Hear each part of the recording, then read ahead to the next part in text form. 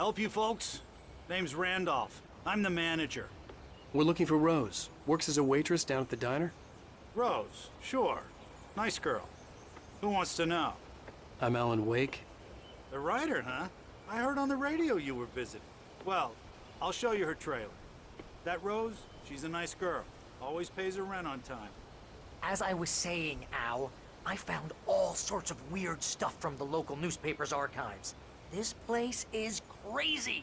Disappearances, mysterious deaths, urban legends come true, and get this, most of this stuff takes place around Cauldron Lake. Well, you ain't wrong, mister. The Indians thought the lake was a doorway to the underworld. I'm the God-fearing type myself. I don't hold with that sort of thing. Yeah, okay. Anyway, there was an island there owned by a guy called Thomas Zane. Now, some of the articles I found about him make him out to be a famous writer, but I ran a bunch of searches, couldn't find a single thing he wrote. Zane was heavily into diving, so much so that the place came to be called Diver's Isle. But the volcano under the lake erupted in 1970, and Zane went down with the island.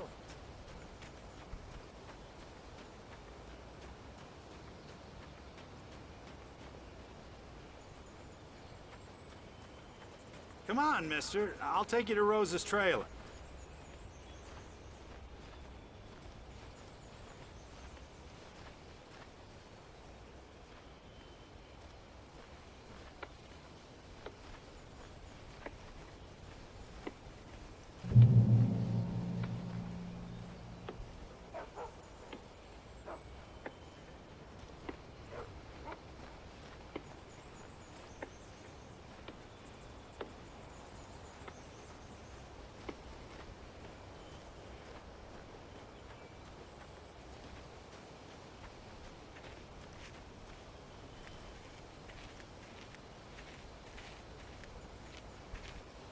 Yeah, how about that? It was there in the morning, as if it had fallen from the sky. But it would take a tornado to lift something like that. We're damn lucky it didn't crush any of the trailers.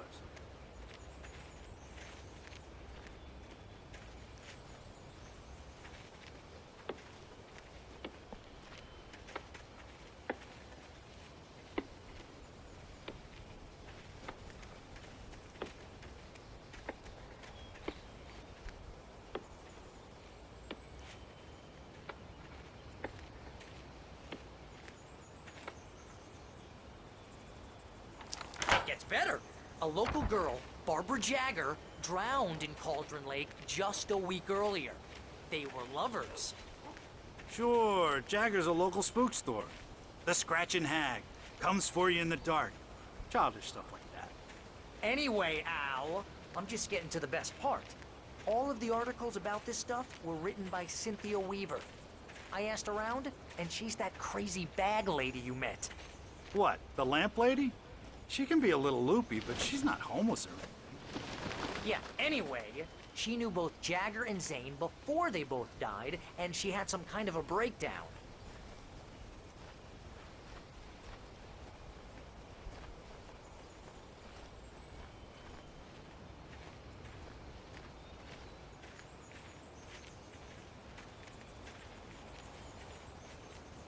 Well, mister, this here's Rose's trailer. You mind me asking what you want with her? We're just here to talk to her, pal.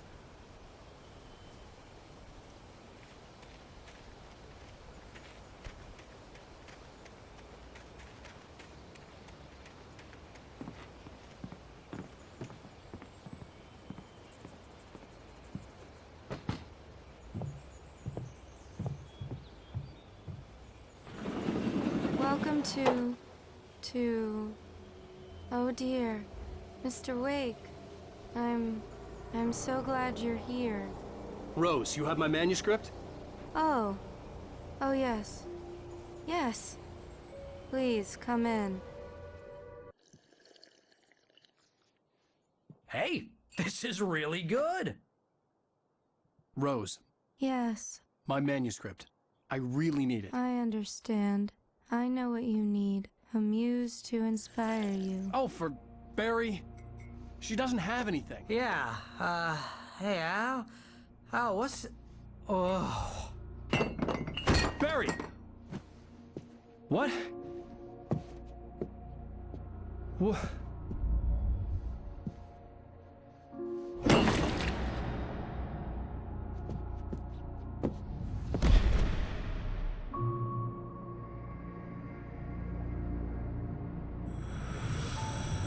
It's coming for you, hiding in my barber's skin. I'm too weak to stop it. You must turn the lights on. I promised I'd come visit you and your lovely wife. You must finish what you started. I insist. You must turn the lights on. Turn the light on. Back to work, boy.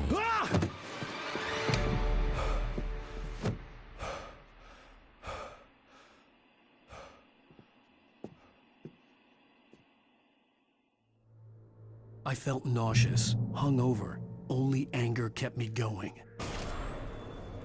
I can't tell reality from dream anymore, but it seems I have an imaginary editor to help me. She's an old woman in a funeral dress. I call her Barbara Jagger. She's very strict. I'm writing faster and faster.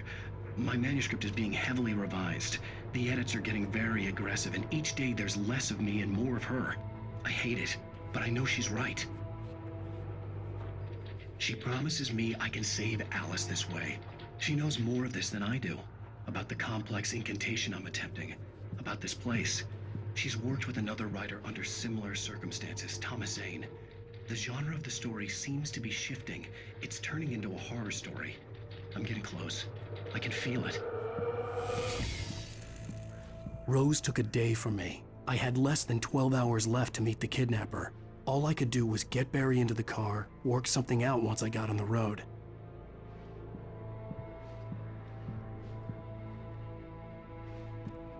Welcome to the Oh Dear Diner. What can I get you today? Coffee? I couldn't work up much hate for Rose. Something had used her to get to me and left its mark. First refill is free. Milk and sugar on the counter there. Would you like to hear today's specials? Thank you. A nice day. Come back soon. Barry was out of it. He was way too heavy to carry. Right. My gun and flashlight were gone. I'd have to find a way to get Barry into the car as quickly as possible. There was no time to waste. Mr. Randolph liked Rose. That little smile she had. How she was still sweet when life had tried so hard to make her bitter. It wasn't any of his business what she did in her trailer. But those strangers, the writer and his smart-ass sidekick, looked like trouble. And they'd been in there for hours, way past her normal bedtime. He reached for the phone and called the sheriff's station.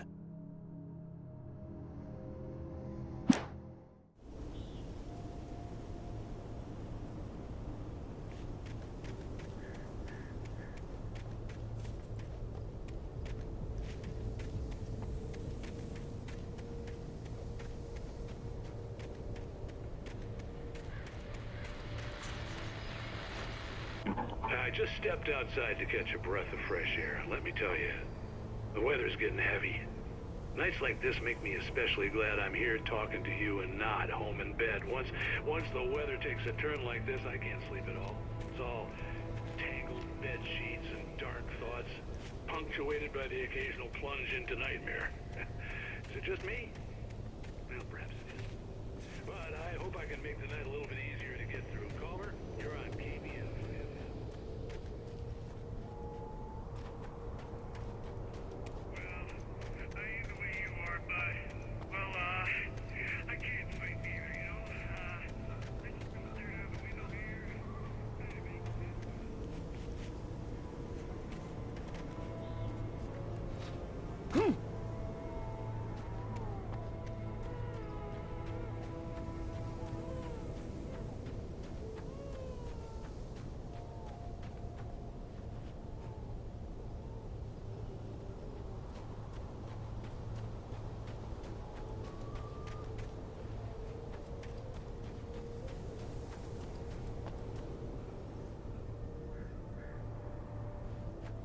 Oh, you're gonna get it now.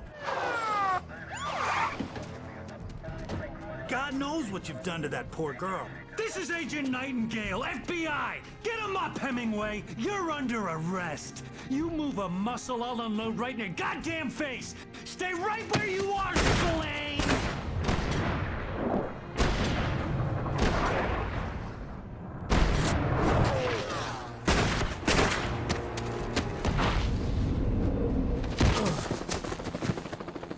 What are?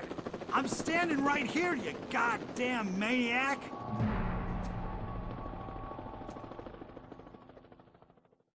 I hated to leave Barry behind, but there was no way I'd miss my appointment with the kidnapper. Give it up, Mr. Wake. Come on. Make it easy on him. Get after him! Don't let him get away! Move it! Move it! Move it! I'll have you shot if you let him get away!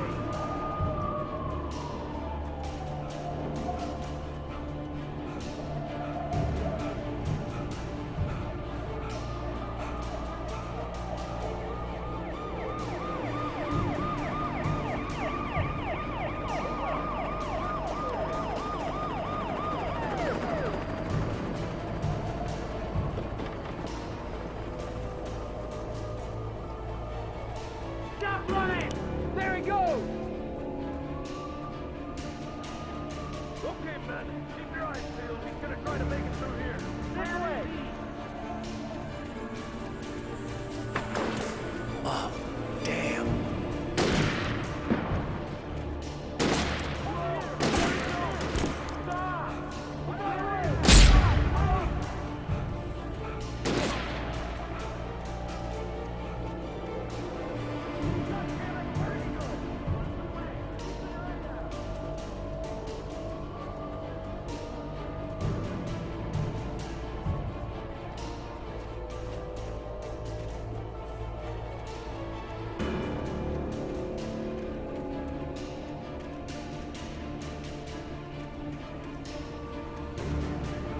He's gone! Come on, guys! We need to head him off!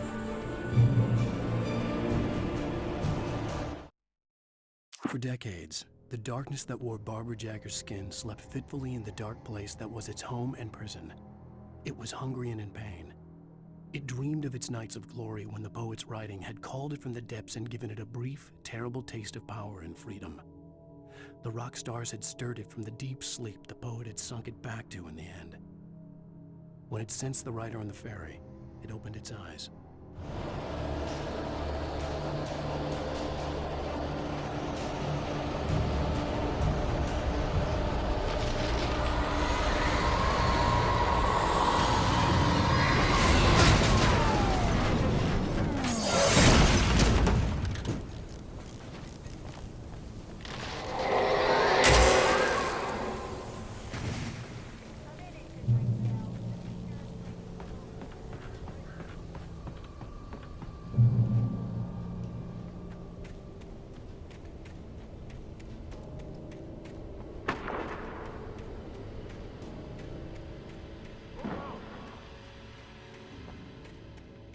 Search the area!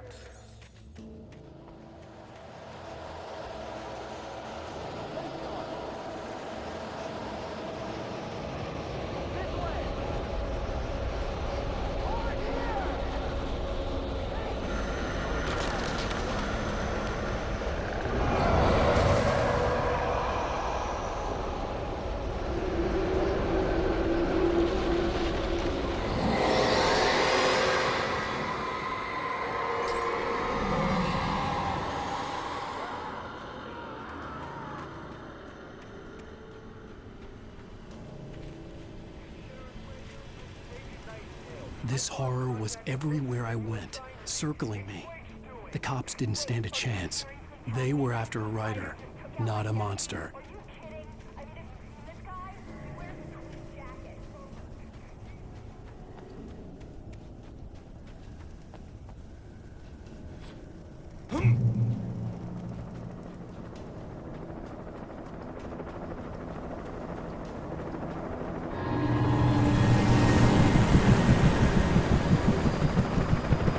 You on the ground. Hold it right there.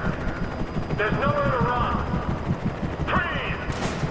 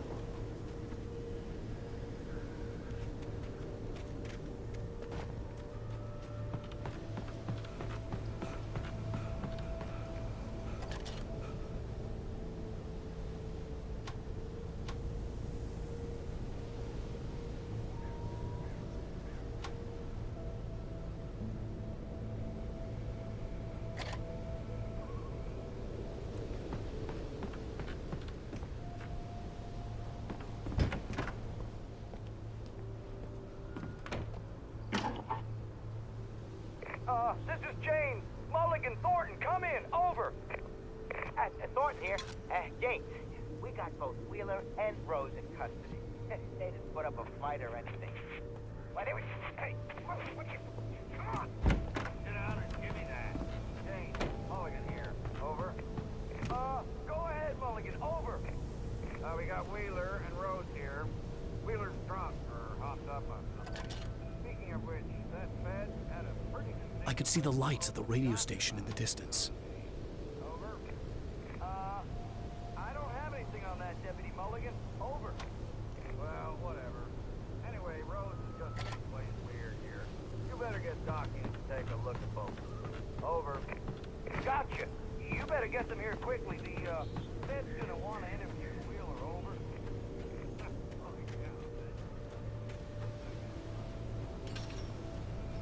I imagined that the broadcast tower in the distance was part of the local radio station.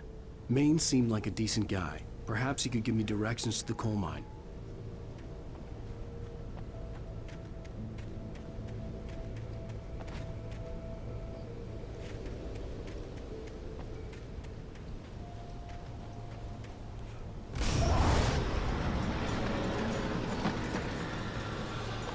Unnatural shadows clung to the gate. The darkness that was after me was trying to stop me. I wouldn't get through without a light.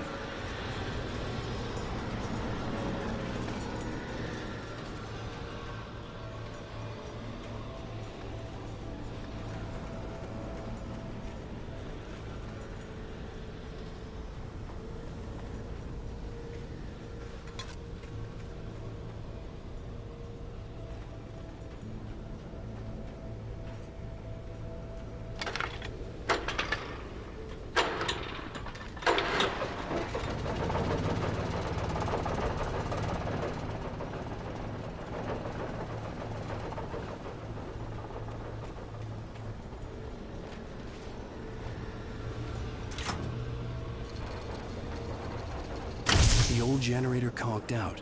I'd have to see if I could fix it and try again.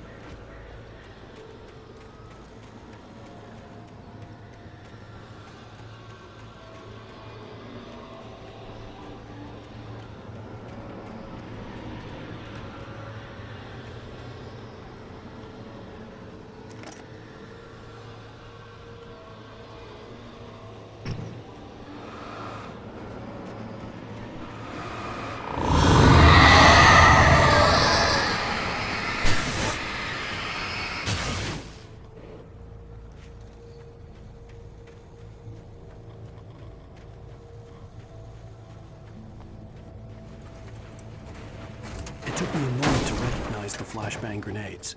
They were an ideal weapon for my situation. Team 1, come in. Over. Team 1, this is Sheriff Breaker. Report. Over. Team 2, come in. I need a report. Over. Come on, guys. Talk to me. Come in.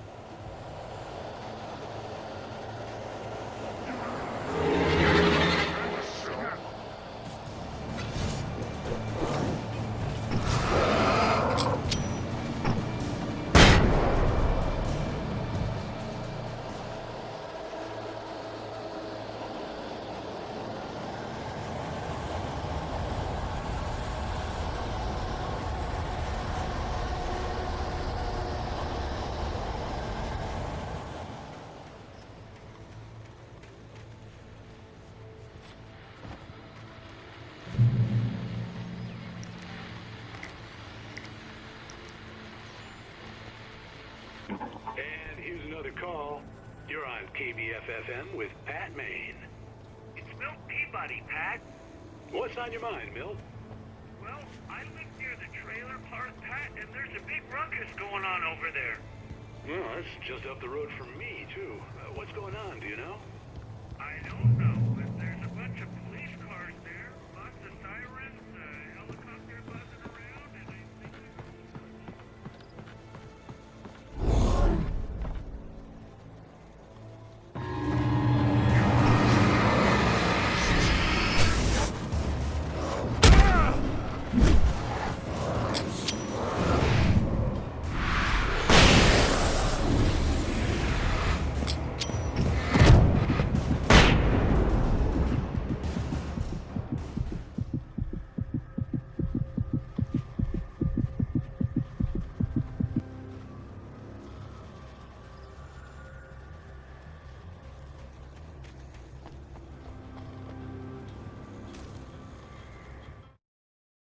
Touched by the dark presence, Rose was lost in a dreamland where everything was drawn in black and gray crayons. The old lady had promised her that all her wishes would come true. She would be Alan Wake's muse. She was smiling so hard it hurt her face. She crushed a bottle full of sleeping pills into the coffee. Deep down inside, she was screaming in terror.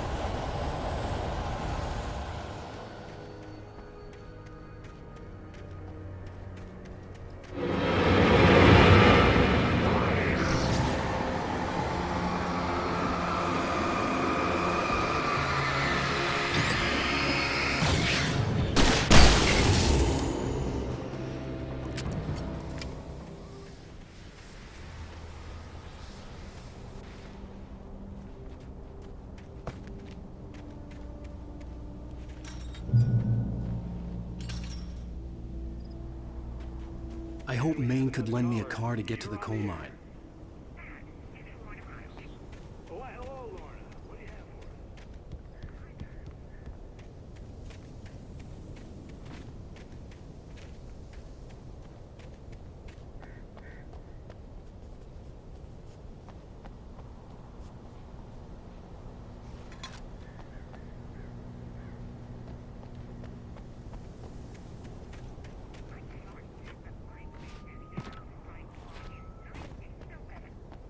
Well, thank you very much for that compassionate viewpoint, Lorna.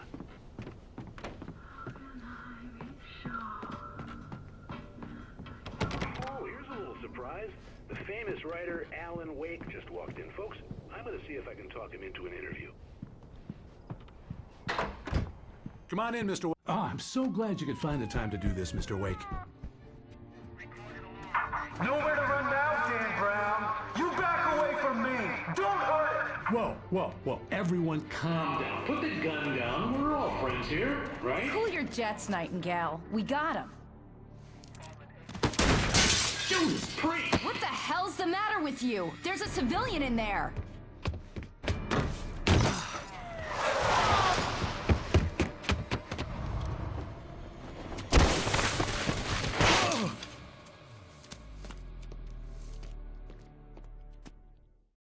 I'll get you yet, even if it kills me. You hear me?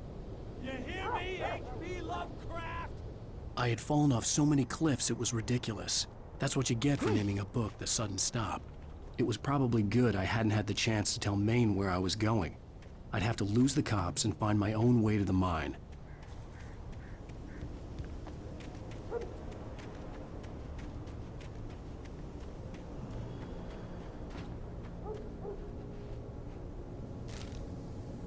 Nightingale stared through the broken studio window into the dark woods. He turned around, started to walk out, but Maine grabbed his arm. "Young man, you almost shot me. You don't shoot off rounds at people like that. What's the matter with you?" Nightingale shook his arm free, marched out. His cheeks burned with rage and humiliation.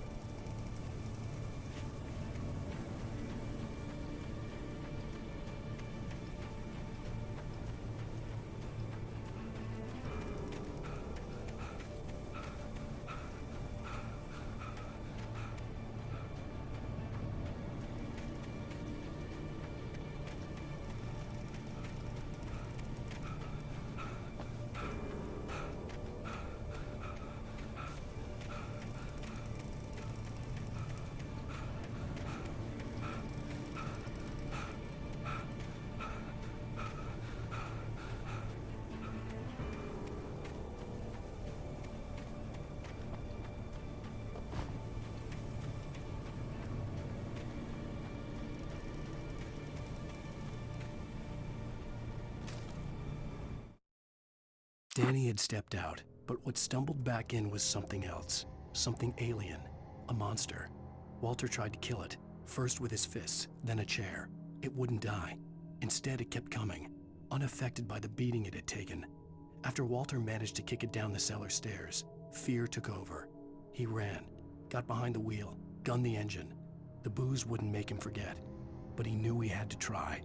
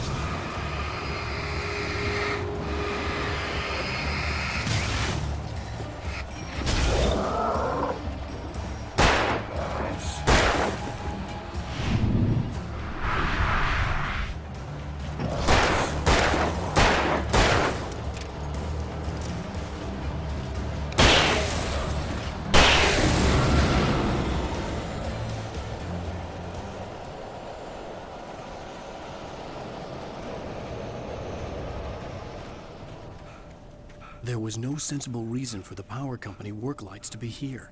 It was almost as if they'd been left for someone like me to use.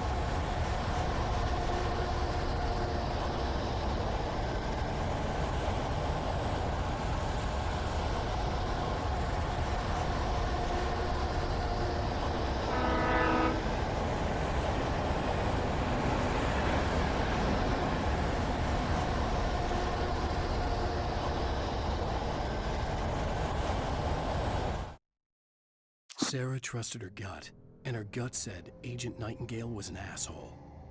He felt wrong, and it wasn't just the smell of stale booze. It was in the way he flashed his badge, pulled rank, the look in his eyes when he wanted answers. Where was Alan Wake? What was this about an accident? Where was his wife? And most importantly, why did she let Wake go? He wouldn't answer her questions. Federal business was all he'd say.